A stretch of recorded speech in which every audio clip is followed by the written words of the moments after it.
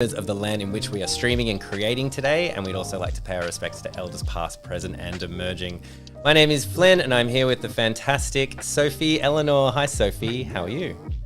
I'm good, Flynn. How are you? I'm good. I was saying you're in like a whole totally new location, but you've just pivoted your camera around. That's so cool. I like that. This is just the other end of my office. Yeah, it's like keeping everybody on their toes. It's great. Remember in 2020 when everyone was just always like looking at everybody's like space, like just curving on the background. Yeah, like are you really wealthy or something, or what's going on there? It was always fun.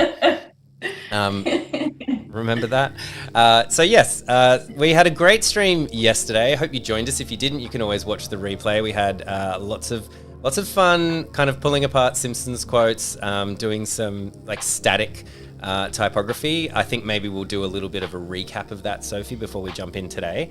But today, animating in After Effects, which is lots of fun. And like that's like really where your work has transitioned over the years. I mean, it's what you mostly do, what you're mostly well known for, I would say now. Is that fair enough? A fair enough assumption? Yeah, you make things wiggle and move? Yeah, I mean, I'm quite flattered by that description. I'm a wiggler and a mover, and that's what I do. Yeah, so we started yesterday with a bit of goopy sort of hand-drawn lettering.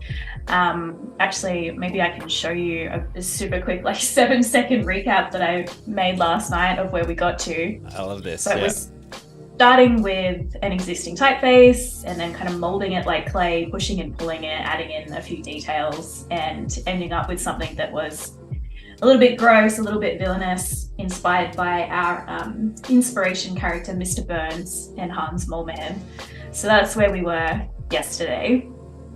But yeah, as you said, today we're going to jump into some motion, and we're going to use one of my favorite tools in After Effects that you and I have chatted about many a time on previous Adobe Lives before, but we're going to use it in a slightly different way today, in a way that is, to me, feels a bit more complex and a bit more dynamic and yeah, just a bit more visually interesting, I think. So this is the sort of example of what we'll be doing, and it's kind of starting with like a bit of an illustration and then sort of like pulling a thread and unraveling that and rearranging it into a different composition. I've done a few of these types of animations over the years. They're quite time consuming, like the setting up of the file can be a little bit of a logistical nightmare, but we'll go through it today. This is another example of that sort of thing where we're sort of moving from type to illustration. Right. But, you know, using every single thread to rebuild something. Right. Okay, cool. Yeah, it's like unraveling. So yeah, it's really nice. Yeah. So there's lots of moving parts. This one is a bit more chaotic. This is like the first one of these that I did, 2018 by the looks there. Wow. But this was sort of the thing where I realized that I could sort of extend, I guess, the potential applications of using the trim paths tool in After Effects. So yeah, this is the sort of thing we'll be playing with. And I'm going to jump into Illustrator to start with. Our stream today and yesterday, of course, inspired by The Simpsons. And you had suggested to me the other day that something Milhouse related would be a good sort of can't go bit wrong. Of inspiration to start with. Yeah, you can't go wrong with Milhouse. And possibly one of Milhouse's most iconic scenes for Simpsons fans is where he's playing the Bone Storm game. Yes. So it's like the latest, hottest video game. It's so incredibly violent. His mum buys it for him and he hasn't even started playing the game yet. He's just entering his name into the like console thing, and yeah. It's almost as good as Lee Carvello's putting challenge. Almost. It's like a close second. Yeah. So I don't think Thrill House comes up in any other episode. I don't think so. No, I think this is it. Like it's just this it's one. It's another one of those. Yeah. Yeah, like throwaway lines. No one calls Milhouse Thrill House. Like he's such a dork that, you know, that's just the nickname he's given himself. But even then, he can't fit it in. Yeah. It's perfect. And so it's this ridiculous throwaway visual joke of there's not enough space to fit the entire Thrill House word within the space, so he just gets Thrill Ho or Thrill How. Yeah. Which just really speaks to his dorkiness and his inability to fit in, I feel like. Yeah, exactly. It's so good. The attempt at being cool, like going out of his way to be really cool, even though he's by himself, but still not working. He's on his own. I didn't even think of that. Like, no one is there to see this. He's just like... Because he doesn't want to share the game later either, so he had no plans on it. It's great. It's perfect. So yeah, this is our reference material, and I thought we would go from Thrill Ho or Thrill House. Thrill How. And I was trying to rack my brain thinking, what can it transform into? Initially, I was thinking maybe the lines will just zoom off screen, but I had another look at the Bone Storm logo. Yes. And I was like, these two fist bumps in the middle would actually be quite a fun thing to transition that into. Nice. So that's kind of where I'm at. I've kind of jumped ahead a little bit and I've made a piece of lettering. So it's a bit of a different style to the inspiration, but I figure it's kind of a neon sort of aesthetic. Right. So it's not too far removed. We're not going for this totally digital clock lettering. So we're sort of taking a bit of creative license. Mm-hmm. But this is our starting lettering. And then I love the eye. That eye is perfect. Well done. I had to sneak a little lightning bolt in there. Again, so reference cool. to the sort of lightning happening in the background there. Perfect. And then I've just done a quick sort of interpretation of this little fist bump logo in here. So we're going to transform from Thrill How. Do you say Thrill How or Thrill Ho? I say Thrill How, but I mean... Thrill How. That's just how I would say it, but who knows? It could be... I feel like... It's just legacy from when I was very young, right? Yeah. Exactly. Yep. All right, let's go with Thrill How.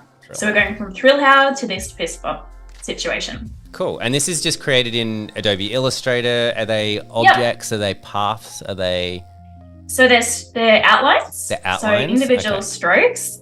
So if I jump back to the Thrill How layer, each of these are separate pieces, which is a key kind of thing in terms of how we're going to transition from one thing to the next. Right. So I've sort of broken this up into individual pieces where it made sense. Like the L is one piece, but the H is broken up into three, for example. Right. So you're kind of thinking already ahead of how this is going to animate. Like, it's not going to be static. So you sort of have to think about that sort of thing, even when you're in Illustrator, right at the beginning. A bit of planning, a bit of trial and error, I suppose, getting to that stage. But yeah, you want to prepare yourself as best you can.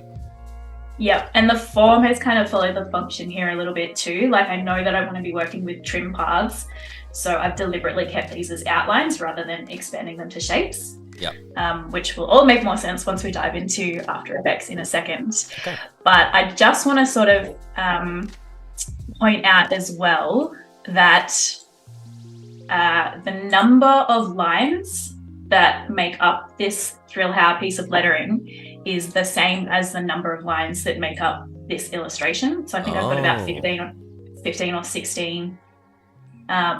Like I've broken this line here into two pieces, you can see, whereas this one I think is just one. So I've just tried to match it so that I've got the same number of bits and pieces in my type piece and my illustration. Right. Okay. Cool. Because we need to sort of morph one into the other. So yeah. Cool. Now this is the kind of the bit where it gets messy. So at the moment I've got my completed Thrill How on one layer. This is a template that I'm going to refer back to, and this is on its own layer. If I switch on, here is where I've actually got all my individual pieces separated out onto different layers. Mm-hmm. If I switch on my first T1, I've called it that layer, for example, you can kind of see that I've taken, if I switch that off again, I've taken this piece of the T here and this sort of shape from the illustration. Mm-hmm. So if I highlight these two, and I've kind of just joined them together with a bit of a flourish in the middle. So if I switch that layer back on, you can kind of see that I've got the start of my, like that's the downward stroke of the T. And this part around here is where the illustration starts, but I've kind of extended beyond, it's gone on a bit of a detour, and then it's come back into the final shape of the illustration. Okay, yeah. Are you with me? I'm with you. I know what you've done. I don't know why you've done it. But so yeah, cool. Let's go. Let us know, chat, if you want anything further. But I think it might be a proof in the pudding kind of thing. Like once we start getting things moving, say, hey, remember how we did that? Yeah. So I'm with you. If I switch these two reference layers off and I go through and piece by piece kind of show you, you can see that that's like the crossbar of the T that's turning into the little spike on the bracelet, I guess. Again, with this little sort of detour moment in the middle. If we kind of refer back to this guy here, you can kind of see that, like if you just pick one line to follow any of these lines, you'll see that they go on a bit of a wander and then they form the final shape. Right. So that's sort of what I'm aiming for here. Now, when I turn on all of these layers, it's going to look like an absolute mess, and it is. It's just crazy and we're spaghetti. done. Don't you love it? So yeah, it will make sense once we take it into After Effects, which why don't we do that now, so that what I've just explained can kind of be shown in practice a little bit. So you've already brought this in, but do you mind just telling us or showing us how you would import it? Yeah, totally. So just File, Import File, and then just kind of navigating to where it is. I think just that's a normal, my file there. Normal AI It's just file. an Illustrator file. I haven't done anything fancy to it. I would import it as composition rather than as footage, which it defaults to. Right. I don't need footage because it's just an Illustrator file, so I just switch it to composition and retain layer sizes and then create composition. And then that's our little composition up here. Perfect. And I've just sort of jumped ahead and created shape layers out of the pieces that we'll be manipulating today. Cool. Which, if you want to do that, you just right-click, create shapes from vector layer. I haven't converted my two template layers because they're purely there for visual reference. I don't need to manipulate them at all. So I've just left those as Illustrator layers rather. Okay. Makes sense. So, looking like a really hot mess at the moment, I'm going to switch off everything except my top layer here, and we're just going to work on that one to start with. I'm going to keep my two sort of, my Thrill How, you're going to say Thrill Ho, my Thrill How and our Fist Bump illustration layers just as a guide. And we're going to drop down into this first layer and add our trusty friend, a trim path. Now, at the moment, if you're not familiar with trim paths, basically it will hide and reveal certain parts of an outline layer, which is really good for like if you're trying to make it look like script writing that's being drawn kind of thing, or just outlines kind of being drawn on. We're going to use it in a slightly different way. So at the moment, without having sort of manipulated anything here, this entire layer is showing. But what I really want is for only the part that is in the T to be visible in the first instance. So to do that, not the end, we're going to pull back the start layer a tiny bit, and I might just zoom in here so we can get a close-up on where we want to finish. Purely just eyeballing this. I don't have exact numbers for everything because it's going to change depending on the letter. So now that that's kind of sitting exactly where the downward stroke of the T is, I'm just going to drop a couple of keyframes and sort of lock that into position. Now I'm going to jump forward a few frames, zoom out a little bit.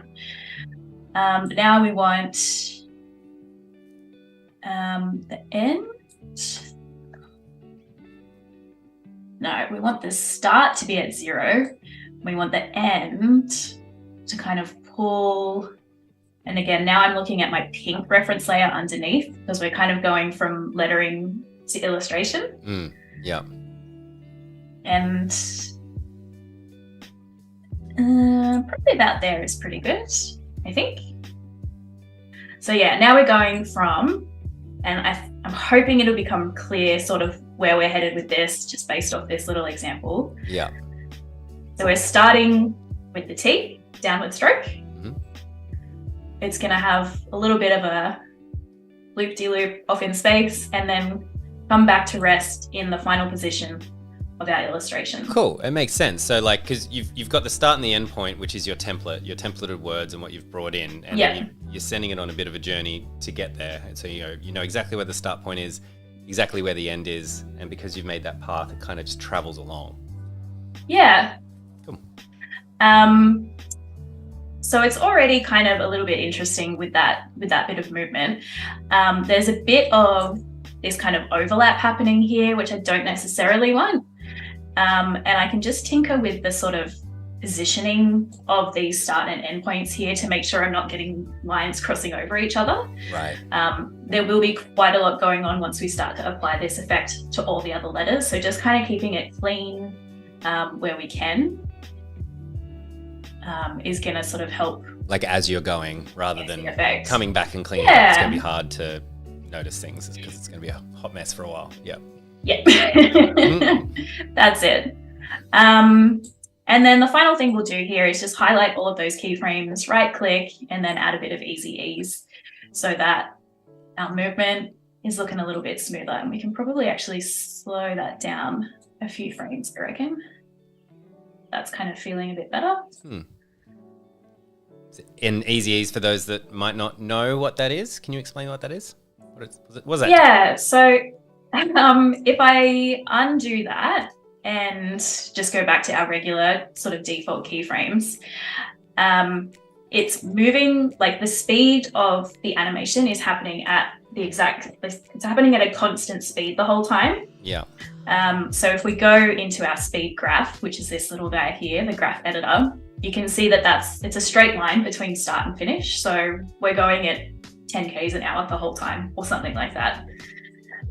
If we switch it to easy ease, what that is doing is the movement is starting slower, it's speeding up in the middle and then slowing down towards the end, which looks like an S-curve if you view that speed on a graph. Right.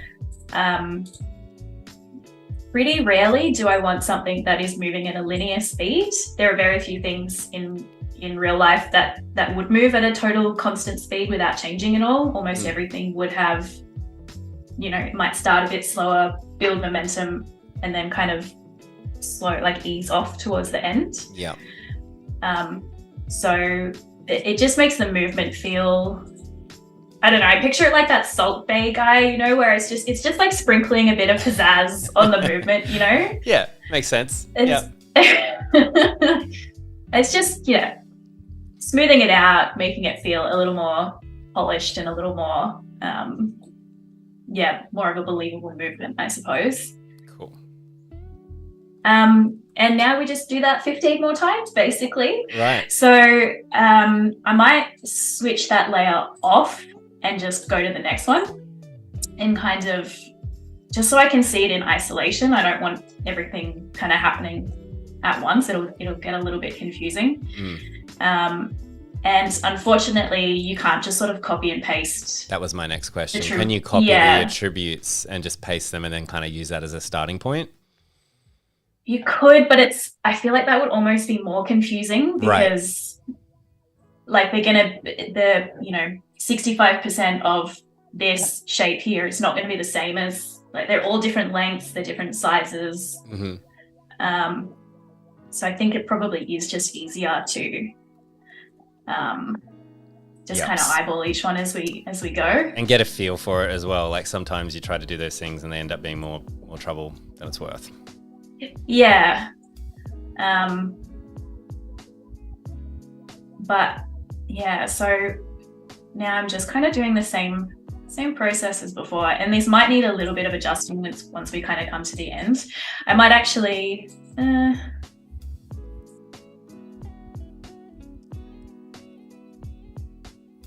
maybe I'll come back. Maybe we'll just sort of push through and come back and apply ease and adjust those kind of keyframes as we go, just so we can kind of get a bit more of a sense of how this is going to look. Because some of these shapes are really confusing to see in isolation. Right.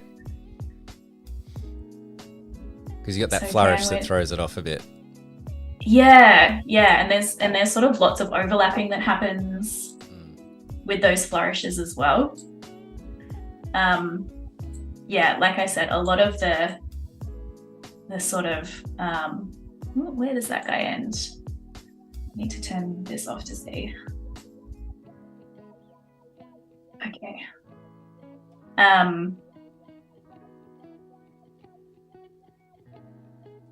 Yeah, there'll be some adjusting that needs to kind of happen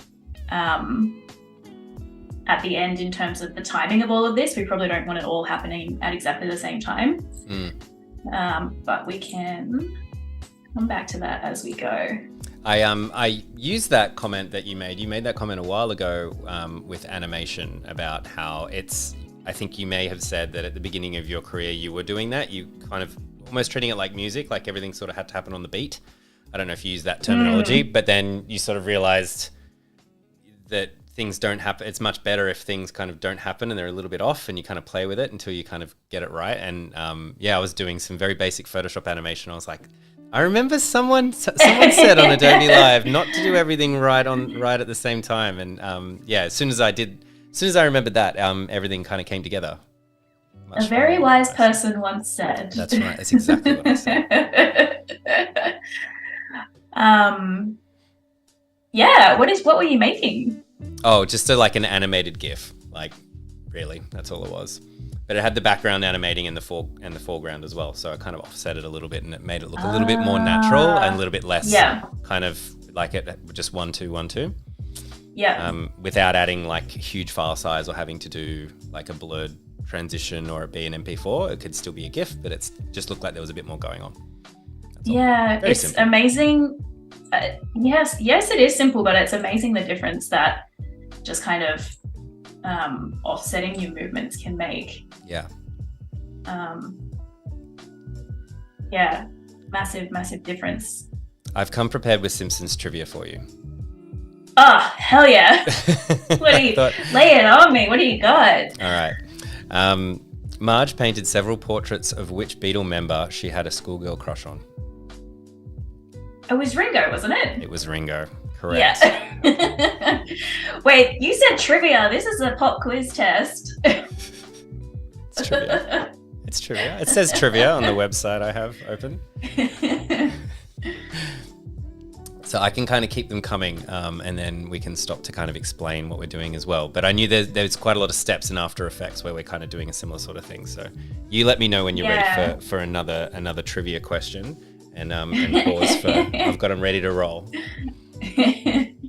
I think that's what am I working on here? What is this? Okay, with it now. See, even I get confused, and I drew this morning and I'm like, what am I doing? Right. Yeah. Which is why having those sort of base layers and in different colors too, like is very, very useful. Could you do each like letter in a different color, or would that be too much of a hassle? Yeah, I mean, I probably could have. Or like offset them, so like one's red and then the next one's, I don't know, grey, and then red, then grey, then red, then grey, and the background's just the same one colour. That might have made it a little bit easier to see with the benefit of hindsight. Next time on Adobe Live. Next time. We will do that for sure. I can kind of sort of see what I'm doing here, but yeah, probably a few more colors. Or maybe that would have just been, I don't know, maybe that would have been a lot to look at too. Maybe that's even more confusing, right? Sometimes I'll be in the middle of a project. Like, can I show you the work? I just want to quickly show you the working file for this one. So I had my starting letters, again, like my two little template layers here. Mm-hmm. But I just want to show you like what this file looked like before I started animating it. All right. And I did this not knowing that it was really going to work. Like, I sort of feel like it will come together, but I just need to fully make it a mess beforehand. And I'm looking at this file going, I hope what I've done is going to make sense, because it really, like, I'm losing faith in it kind of halfway. You got to believe in yourself for sure for this type of work. Yeah, very much trusting the process with this one.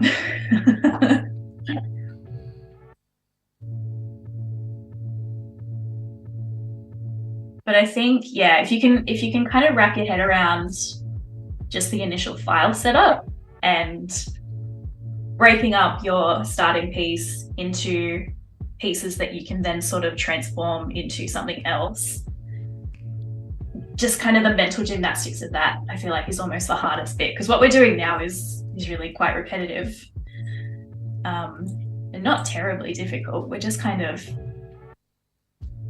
following a map, really. But I think that's probably also one of the big things with animation, is that sometimes it's not very hard. It's the bigger thing is more just like the patience required, right, to see it through. Yeah, you got to have the vision, I guess, at the start as well, and you got to know how to do it once. But it's the repetitive side of it, and I get that, and I think a lot of like design or creation is like that. Like illustrating can be a little bit like that once you get to like the coloring in phase. And it's like you've got your outlines, you've set your file up correctly, and it's like, cool, now it's color and then shadow, and you kind of don't really need to think about like anything until you get to shadow, really. Like, I'm not saying that coloring is easy, it's not, but you can put the base colors down, and then the color theory can come through. You can kind of change it as you go, if you're using Photoshop or Illustrator or some sort of digital art where you can change the color willy-nilly. It's but you got to get it right, but you can sit there and do some coloring in for a little bit.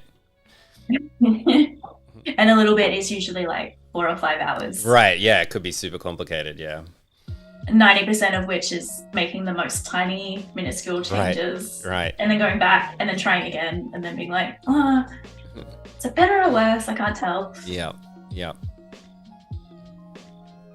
I spend a lot of time what feels like staring into the void of an animation that's like 90% finished, just watching it play on loop going, is that right? Yeah. I just need to be offset a little. You must really have to something not quite right. Walk away and come back, right, with one of these things. I know it's a good trick for everything, but you must really have to do that when you've been in the file, like within there for quite a long time. Because it is a lengthy process, right? Like keyframe animation and trial and error and things like that. Yeah, lots of trial and error for sure. And like 30 different drafts of any project, just in case. Just in case draft 21 was the one. What do you do for storage? Do you have storage issues? Do you have to like be very careful with file management? I know it's not like everyone's favorite topic, but it's like, because I've become a mess. I'm usually very good, but over time things have gotten out of control. This is a topic that is near and dear to my heart, and also the bane of my goddamn existence. Right. Like, particularly with any sort of like video editing or like stop motion work where there's like tons of photos. Yeah. And the file size just gets like way too heavy too quickly. My scratch discs are constantly full. Right. Like I'm always like go having back and delete something just so you can render something. Yeah. Yeah. Like nightclub rules, 1 out, 1 in kind of thing. Just trying to clear space. I like that nightclub rules. I'm gonna steal that one. But in very exciting news, a friend of mine who knows much more about file storage and like networks and that kind of thing has helped me like buy a bunch of storage that he's going to set up and build like a home server for me. Right. I'm sort of at that point where I've got a drawer full of external hard drives. Yeah. Stuff's kind of all over them. Mm-hmm. My laptop is full and they fail as well. The external hard drives can just not work. So I've had that happen before. Yeah. So literally yesterday morning, before I jumped on the stream, I like hit purchase on a bunch of Is it like a RAID storage? Do you know what it is? You can say I don't know. I don't know enough about any of this.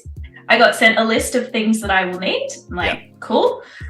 It will be built into some sort of system that will house all of my things, and I will no longer have the dreaded scratch disks a full error message when I'm trying to open like a 4 gigabyte Photoshop file. Sounds good. What do you do? Are you sort of at the point that I'm at where you've just got like hard drives all over the place? Yeah, I got stuff all over the place because I have PC and also have my laptop, and the laptop is Mac and the PC is PC. And then I just went through, I'm not even quite finished going through the process of moving my like Google Workspace away from one workspace to another. And that's been like months, like trying to figure it out to the point where I've had to like be on the phone to Google and using chat, and I'm pretty techie. And how does one phone call to Google? Yeah, you have to go through a lot of series Google. Of steps where they're like, actually, it would be more convenient for us if you call us because we can't figure this out, and you're annoying. Wow. So yeah, it was a lot of screenshots and literally sending screen recordings in chat before they eventually went, okay, let's just talk on the phone. Can I call you? Wow. And it was just ridiculous stuff. I won't whinge about it too much. I love Google, by the way. Like, it's so affordable for what it can do. But moving was such a hassle, and the poor person trying to figure it out for me.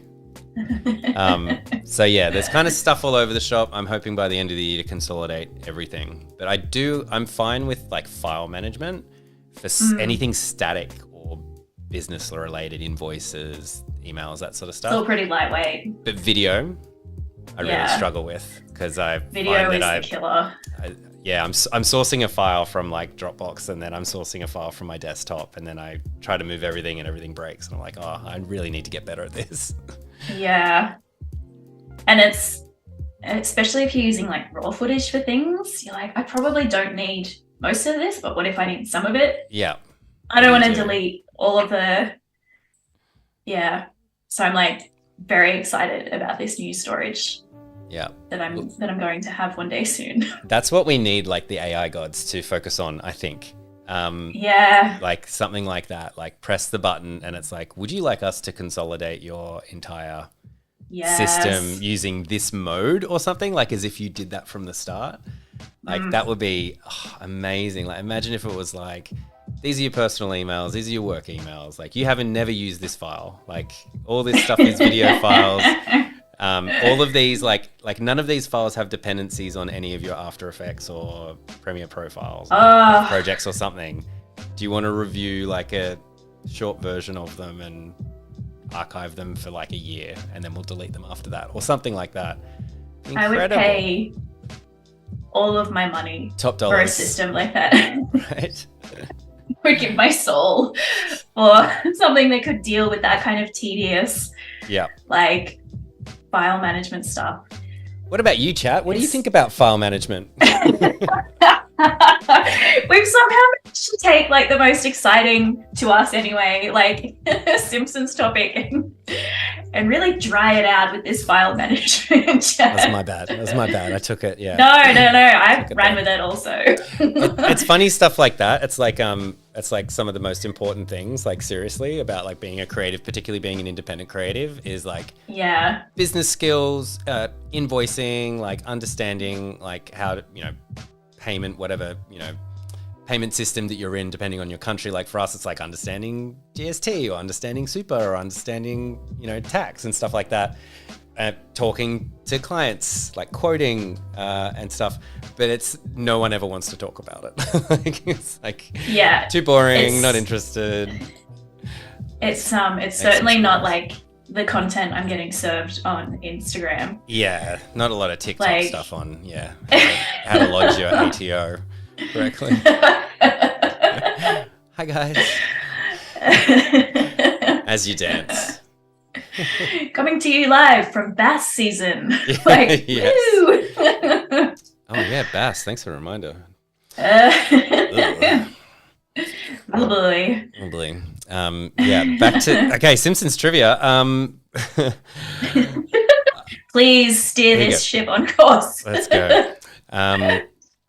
What was the air date of the first episode of The Simpsons? These are always so Oh. tough. Like, do you want a day of the week? Like No, in a like month, or just a year? Just a year. I think, was it 89? Oh my goodness.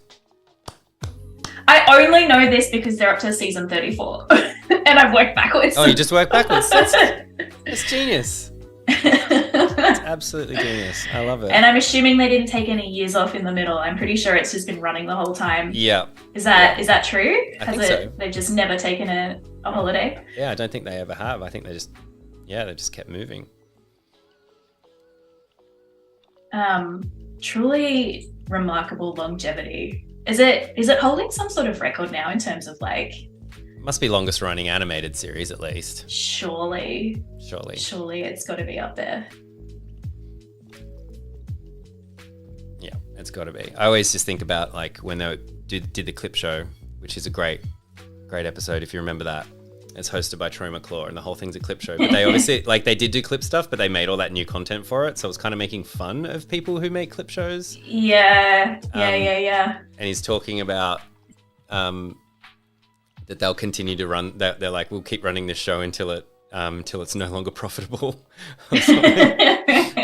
Another little throwaway thing, but it's like, yep, pretty true. It'll just keep going until it's no longer profitable. I meant to tell you too, I watched the episode that you mentioned yesterday that Krusty runs for Congress. I watched that last night because I was like, I couldn't remember it. Felt like a real blind spot. And it was like season 14 or something. It was like quite late. Yeah, it's pretty so late. Maybe I had dropped off by then, or it was one of the episodes that I only watched like 5 times instead of 100 times. 100, yeah. Could be why it didn't stick in my head. But yeah, the scene you were describing with the the political debate kind of televised thing was and they end it with an ad for Krusty. Like it's it's just beautiful. So good.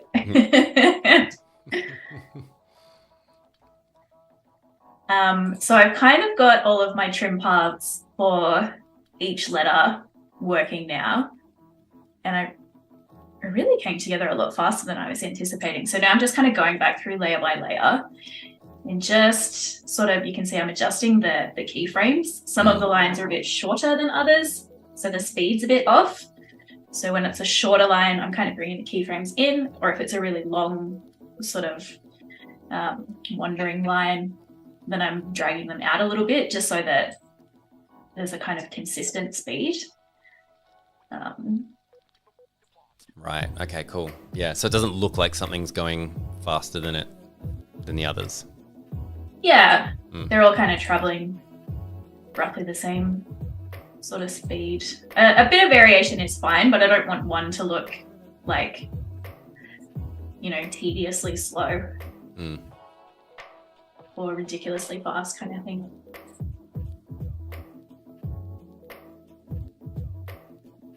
That one is one that has got quite a journey to go on, so we might slow that one down a little bit. It was better. Had a question before that I missed because we were too busy talking about invoicing. Would these base layers be the equivalent of onion skinning? So I think we're talking about the pretty much. Yeah, so it's your starting point and your end point, and we're just doing the in-between frames. That's a really good analogy there. Nice. I think it's like, is it position to position animation, or it's got like a specific name where you've got your starting point and your end point and you're just kind of working between them. Oh, okay. Cool. Just bring this guy back a little bit. These two ends are getting a little bit close there.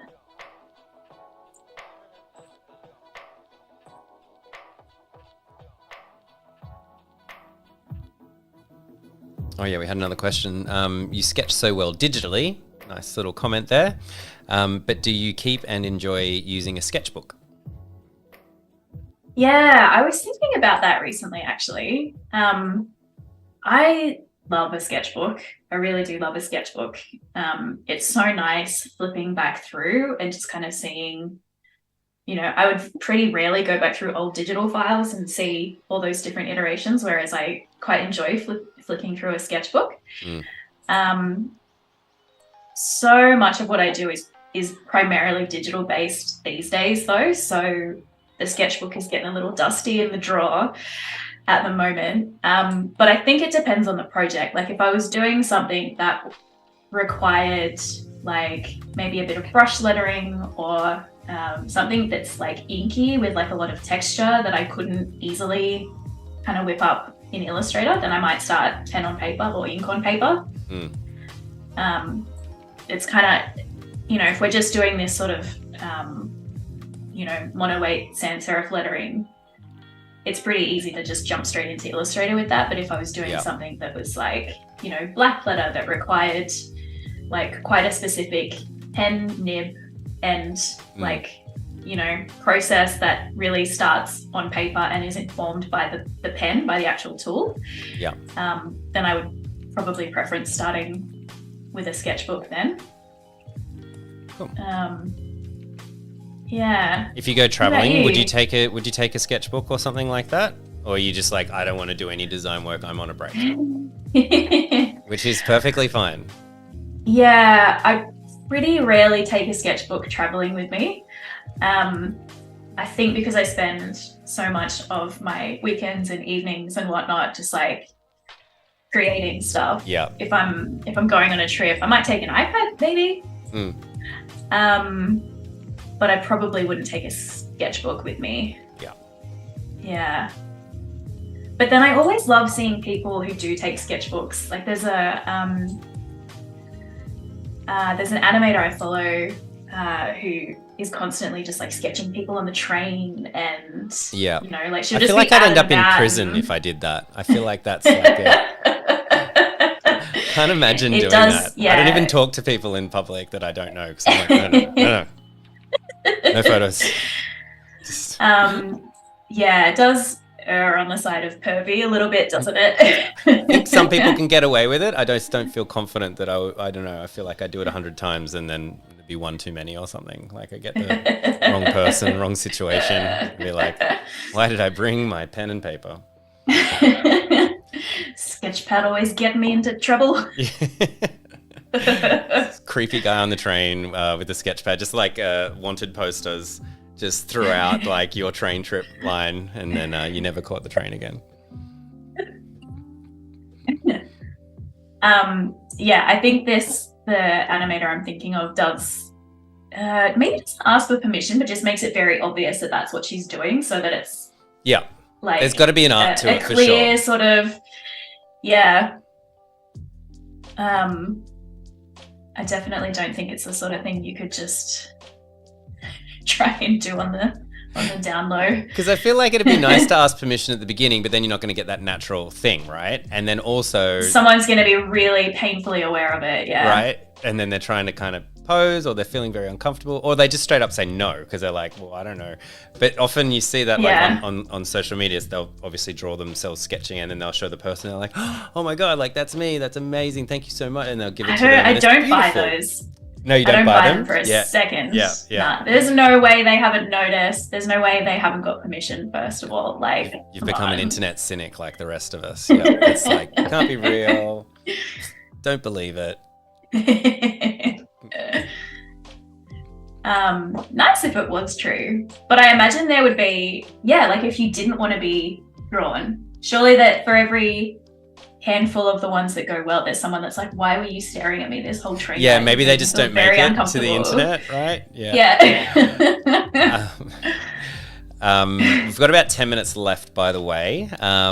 Beautiful. We have been chatting. Reverb Mike on presumably on YouTube has said, we used to use the write-on effect with brushes before there was trim paths in After Effects.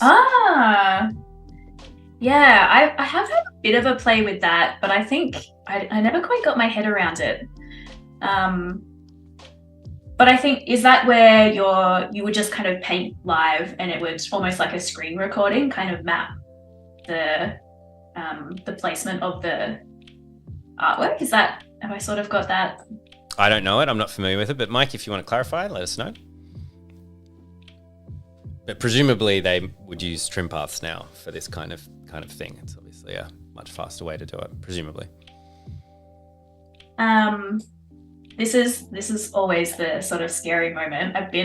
We've added trim paths to every single layer. It might need a bit of fine tuning and we haven't added ease yet, but this is always kind of the moment where I'm like, did this actually work? Did it work? Okay. So I'm reassured by the fact that at least our starting position is correct. Yeah. So I'm just gonna, shall I hit the space bar and we'll just see? I feel like we need like a drum roll or something to drum roll I do not have. Okay, we'll just like, yeah, mentally get a little bit of a drum roll happening. Okay. Anticipation. I'm gonna hit the space bar and fingers crossed. Here we go. I can cross into everyone cross your fingers. All right, let's do it. Hey! Okay. All right. That's something. Let's add some ease because the movement is very stilted at the moment. Just going to highlight everything. We can do all this at once. Add a bit of ease in there. All right. Okay, this last bit here, I feel like this line here is kind of dragging the chain a little bit. It's happening a little bit too slowly. So let's go and find you. What are you starting as? This is the bit where it becomes a little bit confusing when you're having to dig back through your files and kind of find the outlier. I think that's it there, and I think that's because I've got that point way too far out there. This is like the fine tuning. Yeah. Now that all looks quite fast to me, so I might just grab all of our tail end keyframes and just kind of bring this out a little bit. I think that feels a little bit better. And what I might also do, now that we've kind of got, like, this is draft 1. So this is kind of the point at which I will now go back and like fine tune maybe all of these starting points. We probably don't want everything happening. Like at the moment, we've kind of got the exact same starting point for everything. Like all of our starting keyframes are in a line, which is making it feel quite, I don't know, it's a lot happening at once and it's hard to take it in. Right. So if we kind of stagger that movement a little bit, we can soak it in a little bit more and appreciate all of the different line work that's happening. So even the start point, you might just slightly have them all, like not all of them, but stagger a few of them, stagger 50%. I don't know, is there like a... Let's stagger all of them. Let's kind of just like bump everything, maybe 2 frames each. I'm hoping that with the way that I have set this file up, because I've got like, it's going in the order of the letters. So we've got T1, T2, right. H1, H2. So I kind of want the letters to form in order of the word. Like, so the word is being spelled. Yep. Actually, like no, that doesn't make sense because that's what it is. Thank you. I got you.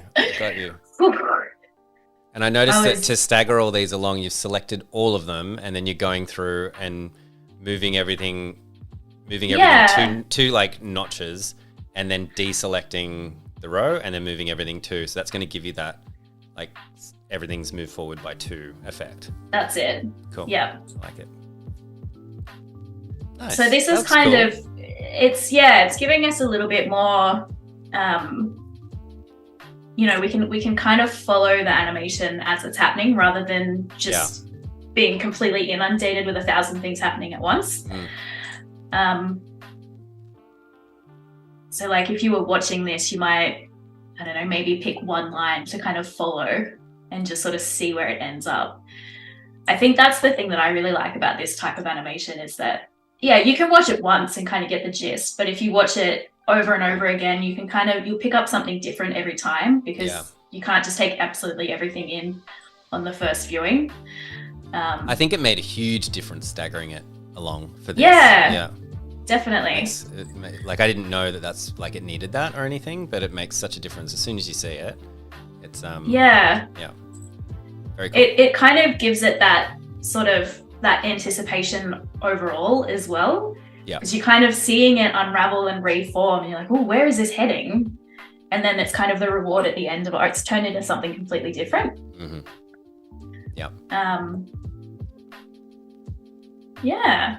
So I think from here, what I would probably do is, maybe tinker with the placement of some of these things a little bit. I can see there's like a few areas in here that are getting a little bit muddied just because lines are overlapping.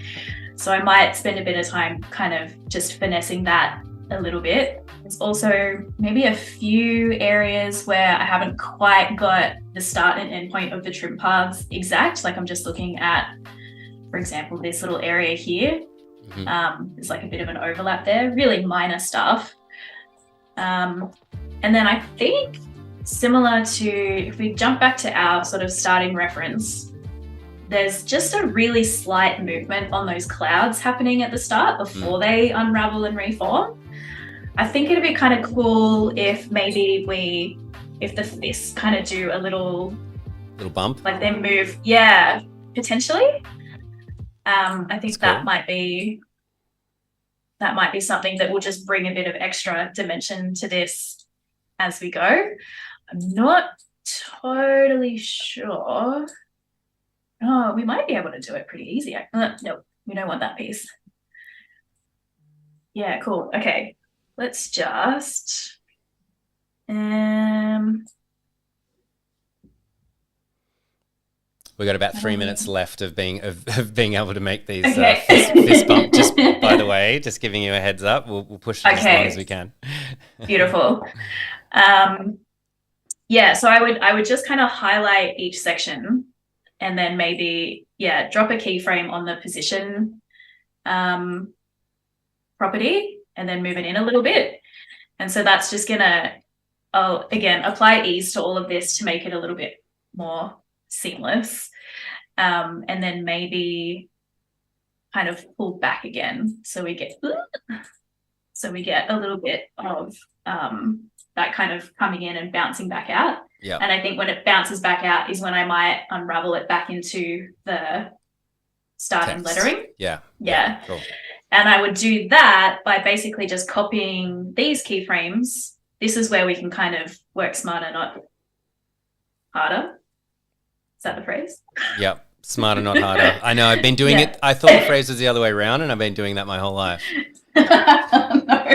You've been working harder. Damn it. I would got that quote wrong, like when I was 18, and then it's just been downhill, uphill. See. I would just copy those keyframes to return back to the starting point. I probably would, we're kind of doing a bit of a boomerang where we're just sort of returning the same way that we arrived. But I would try and make that a little bit different by changing the timing of these things. So maybe making that happen a bit faster. Again, if we look at this reference here, it's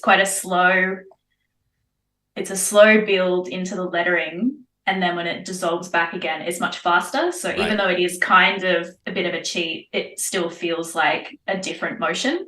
Yeah. At the end. That makes sense. Yep. Yeah.